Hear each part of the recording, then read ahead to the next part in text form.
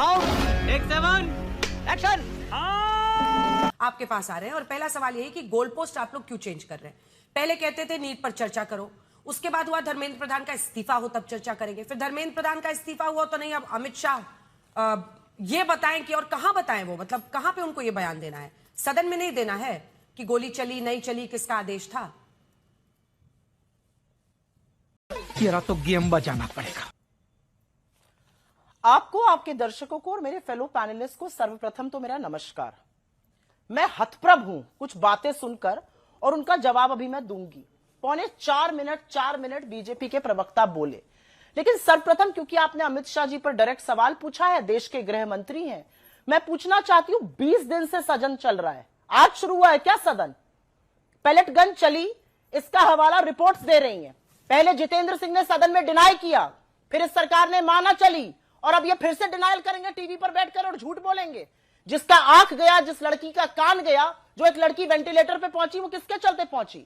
अमित शाह जी से कोई राष्ट्र के नाम संदेश नहीं मांग रहा है। उन्होंने चिट्ठी लिख के कहा आज दिन में 3 बजे से कल दिन में 3 बजे तक बहस हो। क्यों हो भाई? नीट की बहस हो चुकी है, आप कानून लाए थे, उस पर दोनों तरफ के सांसद बोले, दोनों सदनों में बोले, वो बहस हो चुकी है। सही पकड़े हैं। आपसे सिंपल सवाल है, और सदन की प्रक्रिया होती है। स्टेटमेंट देने का मतलब होता है स्टेटमेंट देने से पहले सर्कुलेट होता है। आपसे एक स्टेटमेंट की गुजारिश है, सारा देश आपसे पूछ रहा है और 30 सेकंड में उसका जवाब मिल सकता है।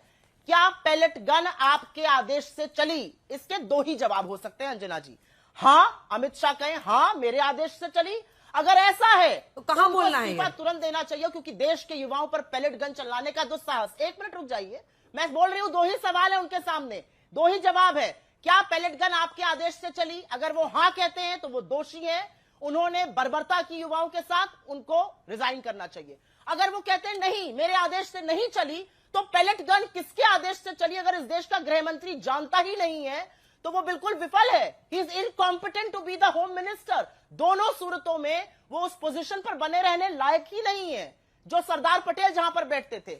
अमित शाह को स्टेटमेंट देना है, राष्ट्र के नाम संदेश में कोई इंटरेस्टेड नहीं है। सिंपल सवाल है, कहां पे देना? यही तो मैं पूछ रही हूं, चली या नहीं चली? कहां पे देना ये जवाब? पूछना चाहती हूँ, ये जवाब कहां पे देना है? संसद की प्रक्रिया होती है अंजना जी। यहाँ पे मासूमियत ना बीजेपी दिखाए ना कोई और दिखाए, संसद की एक प्रक्रिया होती है। अब बोल। उस प्रक्रिया के तहत स्टेटमेंट देने की प्रक्रिया में स्टेटमेंट सर्कुलेट होता है।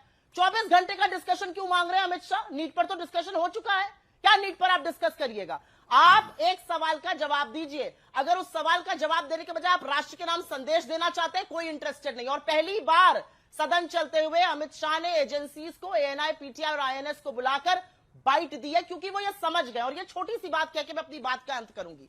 उनको लगा विपक्ष बोल रहा है, बोलता रहेगा, 20 दिन से नादारत थे अपने, कह रहे मैं चेंबर में बैठता था। चेंबर से सदन चल रहा है, इस देश के चुने हुए सांसद सदन में बैठे, आप चेंबर में बैठकर क्या कर रहे थे? आइए सदन में जवाब दीजिए। आप रण छोड़ बने भाग रहे थे, आप रणबाकुर तो है नहीं, आप तो दुम दबा के भाग गए। अरे क्यों आप भागे भागे फिर रहे हैं? आप मकर द्वार से आने के बजाय शार्दुल द्वार से निकले जा रहे हैं कि भैया कोई पकड़ ना ले। मैं सिंपल सी एक बात कहती हूं, और वो बात यह है कि जब इनको फीडबैक आने लगा कि हाथ से सिचुएशन निकल चुकी है, जेनजी तो छोड़िए, जन अल्फा खड़ा हो गया, सवाल पूछ रहा है, तो बेचारे क्या करते? आकर बोल रहे हैं मैं तैयार हूं। आप तैयार डिस्कशन के लिए? There is no discussion required. एक स्टेटमेंट देना है आपको, स्टेटमेंट सर्कुलेट करिए, सदन के पटल पर आकर वो स्टेटमेंट दीजिए। दोनों प्रक्रियाएं अलग है। जो सदन की कार्रवाई समझते हैं, जानते हैं, वो ये जानते हैं। और एक मैं छोटी सी आप क्रोनोलॉजी समझ लीजिए। और भी बात अंजना जी आपके माध्यम से कहना चाहती हूं।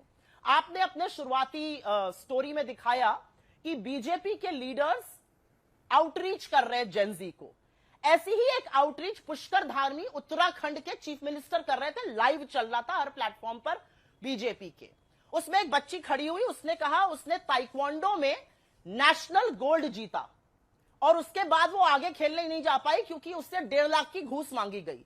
सारा लाइव डिलीट कर दिया गया। मुख्यमंत्री ने कहा बैठ जाओ, कोई बात नहीं, बैठ जाओ। उसको बिठा दिया गया, सारे वीडियो डिलीट कर दिए गए। क्यों ऐसा किया गया? आप बच्चों के भविष्य की बात करिएगा। बच्चे खड़े होकर आपसे पुस्तक और पोषण की बात कर रहे हैं। आज का वीडियो है अंजना जी, इधर उधर का नहीं, आज का वीडियो है।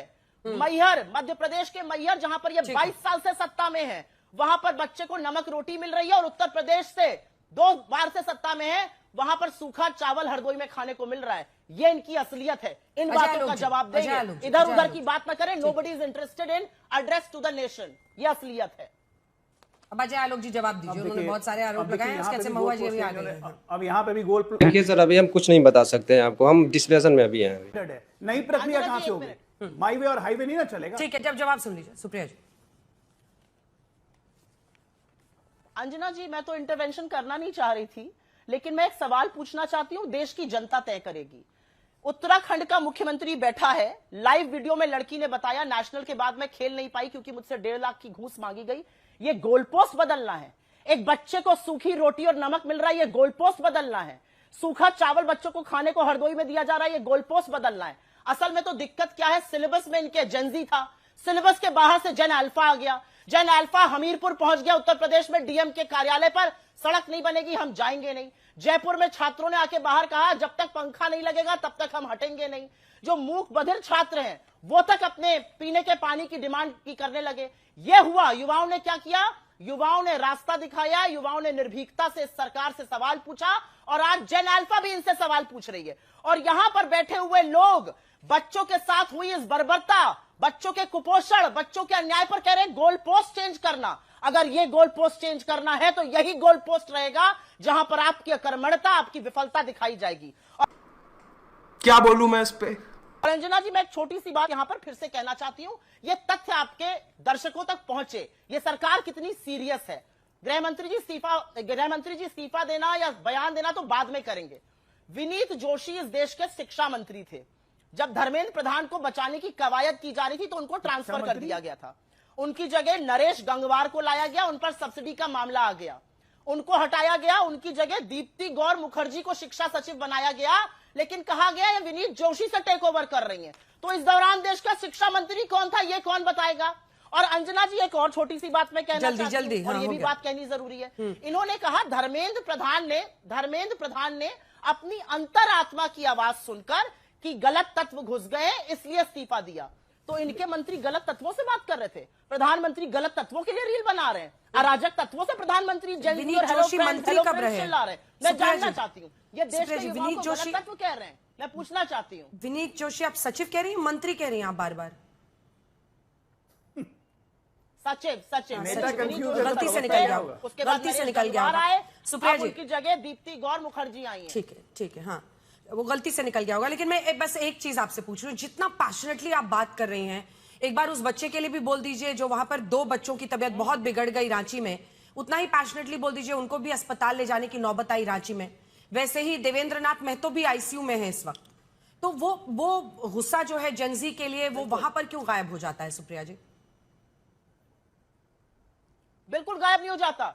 जब मेरे लीडर ऑफ ऑपोजिशन ने बोल दिया मुझे किसी भी कीमत पर कोई भी तरह का बल बर्दाश्त नहीं है, चाहे वो झारखंड में हो या हमारी किसी और सरकार में, तो मैं उसी पैशन से बोलूंगी। क्यों नहीं बोलूंगी मैं? युवा चाहे झारखंड में हो, चाहे कर्नाटक में हो, चाहे तेलंगाना में हो, चाहे बीजेपी शासित किसी राज्य में हो, युवा के ऊपर बलपूर्वक कोई भी कार्रवाई नहीं की जा सकती। अगर पुष्कर सिंह धामी, ठीक है, अगर पुष्कर सिंह धामी के लाइव शो में एक बच्ची बता रही, और जल्दी पूरा कीजिए बात। अंजना जी 2-4 पेपर लीक नहीं हुए हैं, 152 पेपर लीक हुए हैं बीजेपी की नाक के नीचे। उसका ब्यौरा कब दिया जाएगा, उसका जवाब कब आएगा? उतने ही पैशन से मैं पूछना चाहती हूं, 7.5 करोड़ छात्रों पर इसका प्रभाव पड़ा है। 152 पेपर लीक करके यहां बैठकर ज्ञान बांचा जाएगा? ये आएंगे हमें अजय आलोक जी जवाब दीजिए। अजय आलोक जी, थोड़ी शर्म करो। आपको इसमें क्या कोरिलेशन नहीं दिख रहा है? ठीक है अजय आलोक जी, आपको इसमें क्या कोरिलेशन शर्म करो शर्म बोलना देना चाहते हैं? क्योंकि आप लोगों को लग रहा है कि अब जंतर मंतर का काट रांची में मिल गया है बीजेपी को, क्योंकि वो बार बार रांची को कोट करेंगे कि रांची में ये हुआ, रांची में वो हुआ। क्या वजह है? नहीं, बिल्कुल नहीं, ये फिजूल की बात है। और फिजूल की बात इसलिए है क्योंकि यहां पर इन्होंने एक बड़ी रोचक बात कह दी। ये कहते कहते आवेश में बह गए और कहने लगे कि देश विरोधी नारे लग रहे थे जंतर मंतर पर। तो नरेंद्र मोदी किसके लिए रील बना रहे हैं? वो रील बनाकर किसको माफ कर रहे हैं? जंतर मंतर वालों को। अपने ही है वो तो कह रहे हैं। आप कह रहे हैं देश विरोधी ताकतें वहां पर थी, नरेंद्र मोदी अपने को कह रहे हैं। कौन इसमें से सच बोल रहा है? बीच में मत बोलिए, मैं आपके बीच में नहीं बोली थी। धैर्य रखिए सुनने का।